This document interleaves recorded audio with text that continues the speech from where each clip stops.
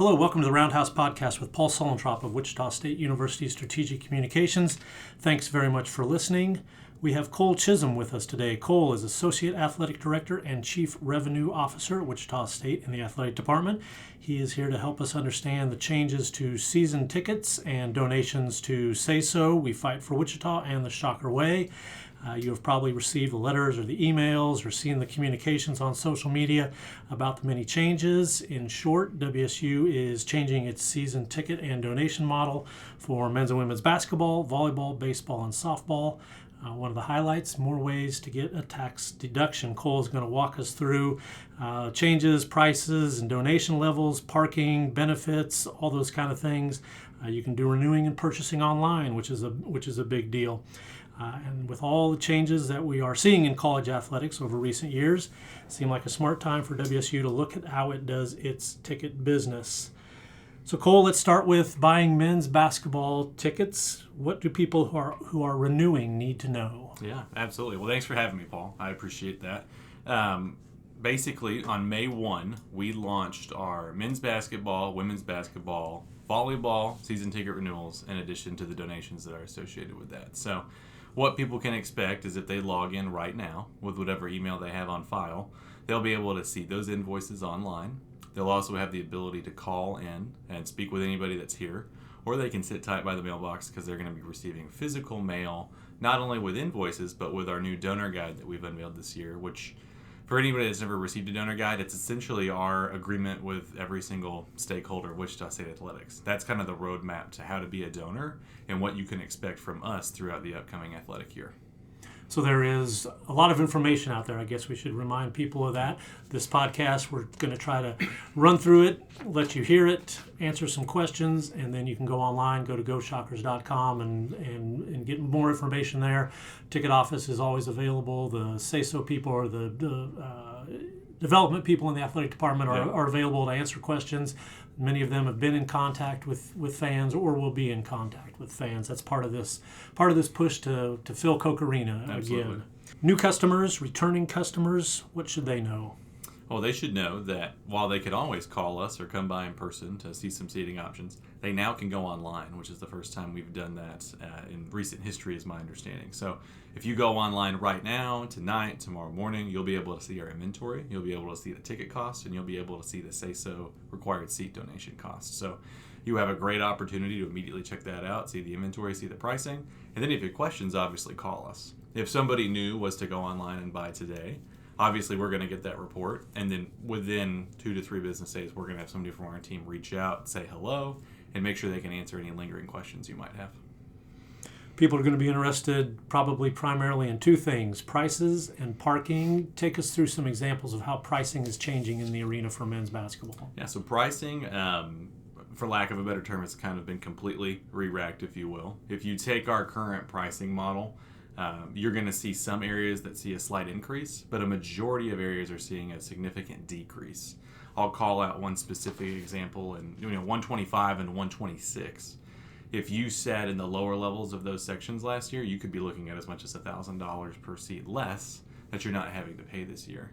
But as we break that down, right, we have now evaluated the pricing to a point where we've gone away from this membership model where you pay X dollar amount and you can buy up to X tickets. And instead, each seat now has a required seat donation. And what that's done for an overwhelming majority of our accounts is it's actually created an additional donation on top of what's required that's left over from previous years that now they can choose to turn into a tax-deductible donation.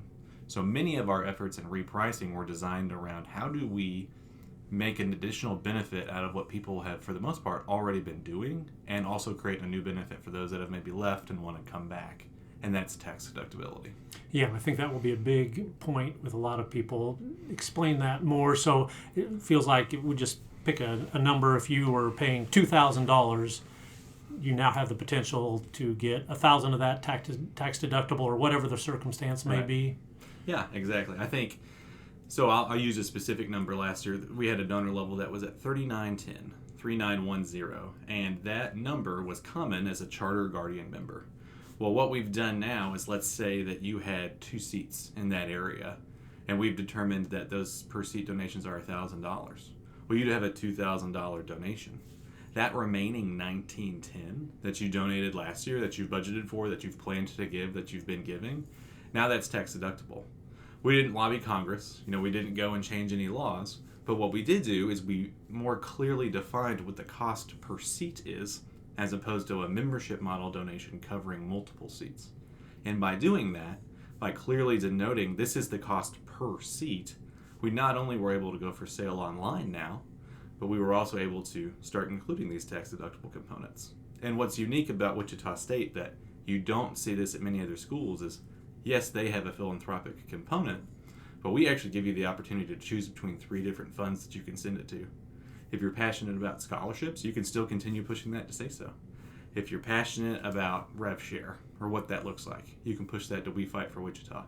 Or if you're just passionate about Wichita State athletics and you say, I don't know what you guys need, but you do, please use this, you can send that to Shocker Way. And any of those 3 options is a tax deductible above and beyond philanthropic gift. And while I'm not a tax advisor and I have no plans of becoming one, if it's above the required seat donation, that is considered philanthropic, which is tax deductible. So we should probably be clear about revenue sharing and the We Fight for Wichita Fund. People should understand that as what was referred to as NIL. Correct. And now is moving under the umbrella to a large degree of the athletic department. Am I explaining that accurately to some degree? You are explaining it accurately as of today's date, because that seems to be changing on a daily basis. But I think to what you've described, yes, We Fight for Wichita is essentially becoming that rev share component of what previously was Wheat Shot Collective and NIL. Many of the language pieces are continuing to change, but as we see what the ramifications are of the House settlement, which I'll save those comments for Kevin, he can gladly comment on that. There's just so many domino effects to this that at some point we had to step back and kind of reevaluate some things. So some of these changes were on the board January, February, March, and we were observing what was happening during our contests and during our sporting events to see what the ramifications would be. We were talking with folks on our SASO board, our ICAA board, picking and choosing some donors that were coming up and saying, well, what would you think about this? What would you think about this? And a lot of that information led us to where we're at today, which is we need to make it more affordable for the common Wichita fan to come back. We need to make it easier for people to buy our season tickets. And we need to have a little bit more of a benefit that anybody can get if they want to truly be involved in supporting our department. And we are waiting. This is all pending the House settlement, or I guess we should mention the House settlement is still pending. I think people assume it will be settled at some point. So there is a bit of an uncertainty to that aspect of it. This way of doing it, the donation, the tax deductible, the online, are those things that are standard in a lot of college athletic departments, this way of doing it? They are standard. I think every athletic department has similar problems, but they have different people. And how those people engage with those problems determines how we as athletic administrators interact with those individuals. So while a required seat donation or a low-level philanthropic gift are common phrases that I've used in previous stops at Baylor, Missouri, or in my time as a student at Texas A&M, the people of Wichita are going to engage with that differently. If you've only known a membership model, that's all you've known. So we've taken the time to really train up our staff, who have also been challenged to adjust this line of thinking. We've run through countless scenarios. I'm looking at our donor guide, which will be hitting people's mailboxes here in the next 3 to 4 business days. And we've got examples of how to walk through, hey, this is what you get. This is your benefit. If we were to go to the NCAA tournament tomorrow, this would be how we would rank things. Here's what you can expect out of parking, which we obviously need to make sure we hit on that. So that is truly, hearkening back to an earlier comment, the roadmap for how to be a donor, but it's also our commitment to you of this is what we're going to do. It's clearly defined here, and this is what we're going to be about.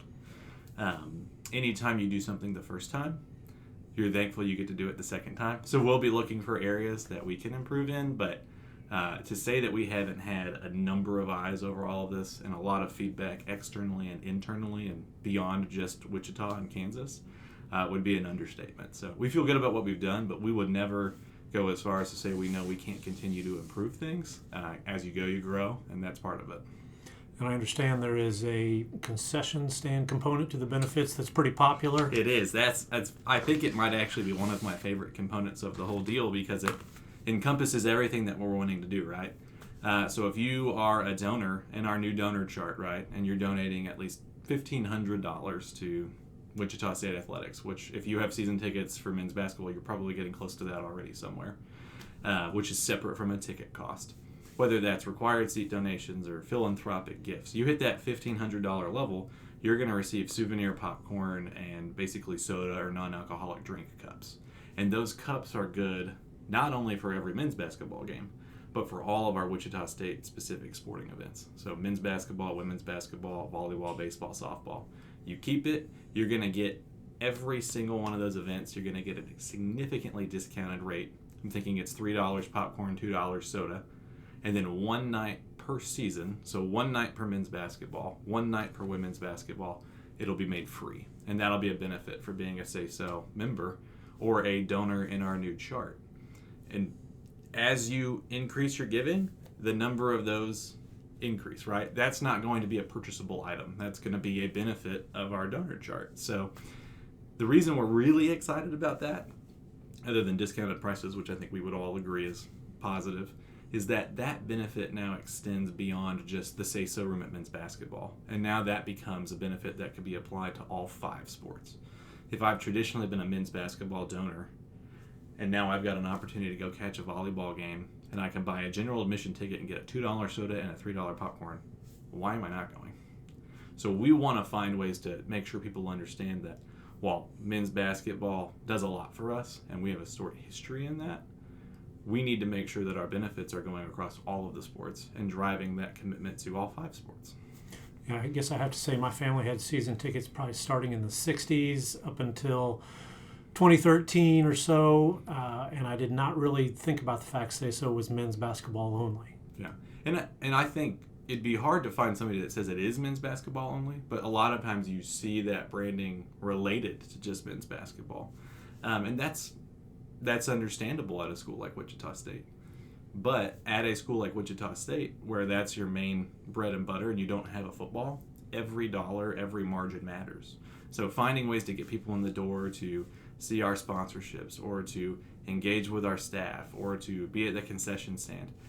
In this day and age where everything is changing, one thing's not going to change, and it's that we need to support our student athletes. So however we can encourage people to come out and be involved with us, that's something we want to do, and that's something we want to look at. I think this benefit in particular speaks to me because I think people are going to realize they may actually save some money in the long run with how often people are going to concession stands. People love concession stands, yes, Oh, yes. Getting a bargain at the concession stand. I guess I should be clear. I always understood, Say So, the scholarship money was spread throughout the entire department. Right. And now we're seeing a change there. All right, the next concession's a big topic. Let's get to the next one, parking. How is that changing? So if you are somebody that has been donating X amount of dollars and you continue to donate X amount of dollars, you are not going to be negatively affected. If you're somebody that comes into our new structure and you decide you want to change your donation levels, yeah, we may need to work with you on how that ultimately affects your parking. But again, if you maintain, you're not going to be negatively affected. Now, drilling deeper into that, we've mainly got 6 lots that we use for a men's basketball game day. And the 3 closest lots are going to remain assigned by spot, meaning if you come to park in that lot, you are going to have an actual spot within the lot. The outer 3 roads, or the 3 lots, we'll call them, will now be assigned by lot. Hey, if you want to park at Fairmont Towers, go for it. You can park anywhere in Fairmont Towers once you get there. If you want to park at the very first lot when you come in off of Alumni on Hillside, you can park anywhere in that parking spot. With the idea being, we don't want to have a situation where people are walking by multiple sets of open parking spots. Now, we also need to understand that there are people that have contributed for a long time and have an expectation of having a spot. So how do you balance that, right? You don't want to be sweeping all one way or the other, but by taking our farther away lots and saying, look, if you're going to be here and you're going to be ready to go and you're going to get in 30 minutes early, park at the front of that lot. If you're going to come in right at game time, you're going to be able to park wherever you see an open spot in that lot. Is that going to solve every single open parking spot? No, but we'll be trying to figure out ways to make sure people are filling those. But it is going to cut down significantly, I think, on the amount of walking people will do through about 60 open parking spots and say, well, why am I parking at the back of this lot when I just walked through 60 open spots right next to Alumni? So part of that's practical. Part of it is also we have to prepare for what we know we can accomplish, which is parking is, if you can park in an event, you can enjoy the event. If you don't get parked, you're probably going to have a negative experience. So how do we prepare for what we think will be continued success through our men's basketball program and build something where if we bring back 2, 3, 4,000 season ticket holders that have since left, how do we do that in an equitable way? And so at this current state, we feel really good about, hey, if you maintain, you're not going to be negatively affected. But 3 years from now, my hope is, hey, we have so many people wanting to come back. We're going to proactively communicate, hey, this is the level where you're actually going to be able to start getting parking this year. Which, in a very long-winded way, and then I'll pause, last year you couldn't even get parking if you weren't at least almost a $2,000 donor. This year, parking becomes a benefit that's eligible at the $750 level. So this is a balanced approach, right? We don't want to completely undermine the people that have been coming for a long time, which is why we don't want to negatively affect their parking. But we do want to make it easier for people to come back. Things like parking, things like concessions benefits, things like tax deductibility, priority points. These are all things we have at our disposal that we can use to say, hey, look, you're valued, and this is how you can get the most out of your dollar here. And here's where it's going, and here's how it's impacting the lives of our student athletes, and it's preparing the next generation. So to make sure I'm understanding, so the 3 lots that I guess could be described as first come, first served, that's for men's basketball. That's for, you're still a season ticket holder. Correct. You just don't have an assigned spot. You come, Correct. You park wherever there's an open spot. And if you today are brand new, and that is something that you've just got to have, well, you can jump in at the donor level. That guarantees you an assigned spot. But if that's not something that truly moves the needle for you, you can jump in at the $750 level, and maybe you live out in Bel Air or Keachai or out north, and you want to be at Fairmont Towers because it's easier to just shoot straight north after the game. That is absolutely your choice. Revenue sharing, what we also know is NIL, obviously a hugely important part of college athletics now. How is WSU addressing those financial realities through these changes? So one of the funds that we called out earlier was the We Fight for Wichita Fund. And with so many people now having essentially this additional donation that's not additional, but it's now defined as above and beyond philanthropic, we're going to encourage a lot of people to give to one of those 3 funds, one mainly being We Fight for Wichita. When you look at what that means for us, it's a moment where we can step back and say, hey, this is an opportunity for us to identify what's happening. This is the world we're in. It doesn't look like it's immediately changing. So rather than and ha about what we wish could or couldn't be, we're going to embrace this and we're going to make it a part of our donor structure. We may have people that previously have been Weak Shot Collective donors that weren't say-so donors. But by merging the two and controlling the benefits, we're actually making it easier to fulfill the benefits and steward that entire group. Could rev share continue to change? Yes, it absolutely could. And again, I will be punting those questions to Kevin Saul because he is the resident expert. But I think with what we're doing and how we're approaching this, we're not going to hide from what's happening, and we're going to embrace it, because if we don't, we're going to get left behind. And this is a pivotal time, not just for Wichita State, but for collegiate athletics. And if you're not mobile, you're in trouble. If I am a softball fan, I can donate We Fight for Wichita and peg it to softball or whatever sport I may want. Is that how it works? That is true. Every single primary Wichita State sport does have a revenue sharing fund.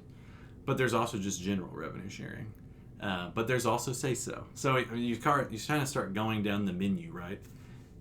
Our chart is our chart. And when people get these donor guides out, they're going to see, hey, the levels are the levels for everybody. Everybody got the same book. But how that interacts with each donor is unique, because what each donor is passionate about is unique. Somebody may be super passionate about rev share for softball, and if they are, we've got it for you. But they may equally say, hey, I really want to give to say so. Or, hey, you know what, I trust you guys to make sure it goes where you need it to go at the end of the fiscal year. And we've got options for that too. They're all going to flow into this donor benefits chart. They're all going to have the opportunity to give you priority points, and they're all going to be trackable.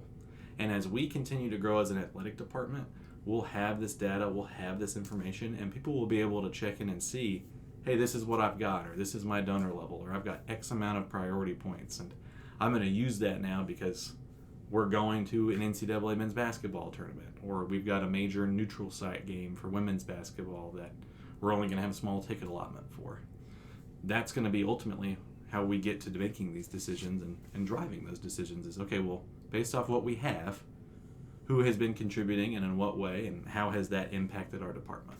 So Say So, Shocker Athletic Scholarship Organization, that remains largely unchanged. Money donated to that will continue to go for scholarships throughout all the 16 sports that Wichita State sponsors. Mm-hmm. We Fight for Wichita, revenue sharing. You could donate just generally, or you could donate to a specific sport.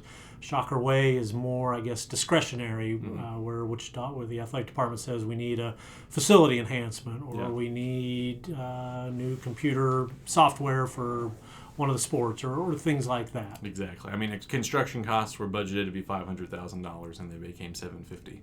Well, that would be a moment where, okay, well, what do we have in the Shocker Way fund, right? That's a crude example, but I think that's probably at its most baseline example.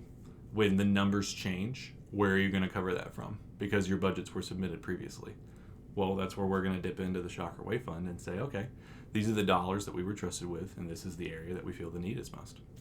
So Wichita State will hold listening sessions, seat selection events this summer. When can fans expect those to happen? Yeah, no, we just sent an email, I think, earlier this morning, probably about 8 a.m. here on May 8th, highlighting the 4 dates for what we're calling listening sessions and Q&A sessions. So what we're doing right now, if you are listening and you're like, hey, I'd like to know more about that, you can come to any one of these 4 sessions. The first session is going to be Tuesday, May 27th. And then we'll have sessions in June, July, and August leading up to the start of the athletic year. But on Tuesday, May 27th at 5:30, we'll get that thing started in the Champions Club here at Koch Arena. And it'll be this exact type of conversation. Because I can sit here and I can tell you all of the changes. But it's always better to do it in person with a real-life example. We trained on a couple different examples as a staff, and everybody, I would say, knows a lot more today than they did 1 week ago, since it's been 1 week since launch. So the listening sessions will be big. Those will also be opportunities where if somebody wants to renew at the event, they can. If you are wanting to come back and learn more about this and purchase new seats, you'll be able to do so then. And then as we get later in the summer, closer to that last Q&A, we'll actually have a select a seat event where we'll go out and tag some seats, invite people out, and have an opportunity to kind of test drive your seats before the basketball season starts. Are there renewal or purchase dates, deadlines that people should be aware of? Yes. So on September 15th, that's going to be our season ticket renewal deadline. And that's going to be the say-so deadline, if you will, to kind of commit. That payment plans for say-so can run through December 15th. Obviously, we know those numbers are a little bit bigger. But tickets will need to be paid in full on 9/15 for men's and women's basketball ahead of that October-November start date. Volleyball, you're going to be looking at an August 1st renewal date. But again, we're going to be allowing people to take those larger donation portions and spread those out over payment plans if they'd like that can run through December. But on those respective deadlines, and I'll call this one out again on men's basketball specifically for 9/15, if you got a ticket donation and a say-so donation, we would encourage you to have it all paid in full on 9/15. Your tickets have to be paid in full on 9/15. And your donations have to be either paid or committed on a payment plan that can run through December if you so choose. Baseball and softball, how will they be affected by these changes? They will see some similar changes. Obviously, since we're wrapping up those seasons, it's a little cart before the horse to get too far in the weeds, but they'll see if a traditional ticket for baseball, and I'll just make this one up, was $100. Maybe next year it's a $75 ticket with a $25 donation cost. Well, your cost per ticket didn't go up, but now you've started to become a member of our donor chart benefit. Now you've started to accrue priority points. Now you're able to see where you're able to get X, Y, or Z. And again, it goes back to that theme of say-so is more than just men's basketball. It applies to all 5 sports, and our pricing models and how we treat our sports needs to reflect that. So as a young person making your way in this career, I'm interested in how, is there like a text thread with chief revenue officers throughout the country where you're saying you wouldn't believe what happened today, or here's what I'm doing, what are you doing? How is this kind of industry and your type of people, how are you adapting and trying to make progress? Well, anywhere in any field, anybody would say it's probably a small world, right? And it's not the same outside of athletics. There's only so many schools, there's only so many athletic departments, and we're all facing similar problems. The House settlement's not just affecting Wichita State. People wanting season tickets or donations is not just happening at Baylor, right? So it's not uncommon at all for us to call up somebody and say, hey, what are you doing here? Or, most recently I was in the Sun Belt. Well, at our Sun Belt men's basketball tournament, all of our head ticketing and development people would gather and say, what's going on? What's your feedback? Okay, what happened at this bowl game? Or, hey, how are you guys handling pricing for this? Oh, you're building a new baseball stadium? How did you decide on this? It's not uncommon at all for other schools to kind of pick each other's brains, because normally you're not just getting one person's experience from one school, you're getting their experience from 4 schools. And I think what I've learned in collegiate athletics is that there are many good ideas. Some will work and some won't work, but you won't know if you don't try. And you've got to be able to put that in front of your fan base and be willing to be bold in some aspects. Because if you just maintain status quo, what do you expect to change?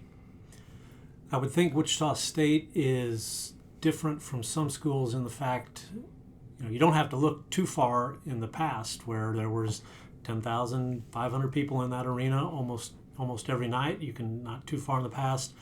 Volleyball, baseball, softball have all had excellent attendance numbers, compared to schools across the country. Is that heartening to look at it and say, it's there, we just have to do the right things to get people back in these buildings? I think so. And as somebody that is, newer to Wichita, I've only been here 6 months. My wife just got a job on campus. She's going to be teaching in the Hugo Wall School. We're excited to be here. We're excited to be a part of what's happening at Wichita State.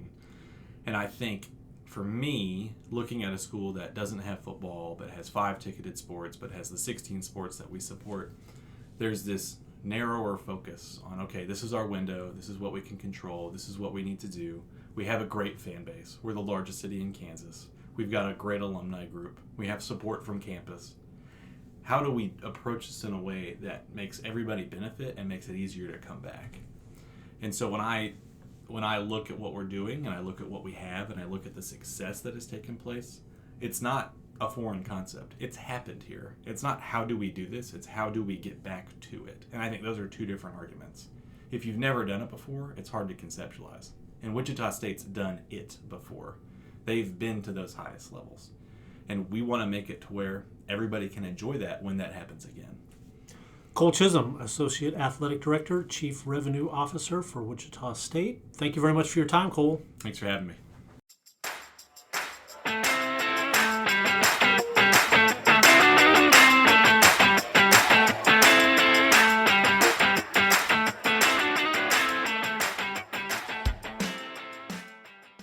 Great insight as always. Thanks for listening to the Roundhouse podcast, courtesy of Wichita State University Strategic Communications.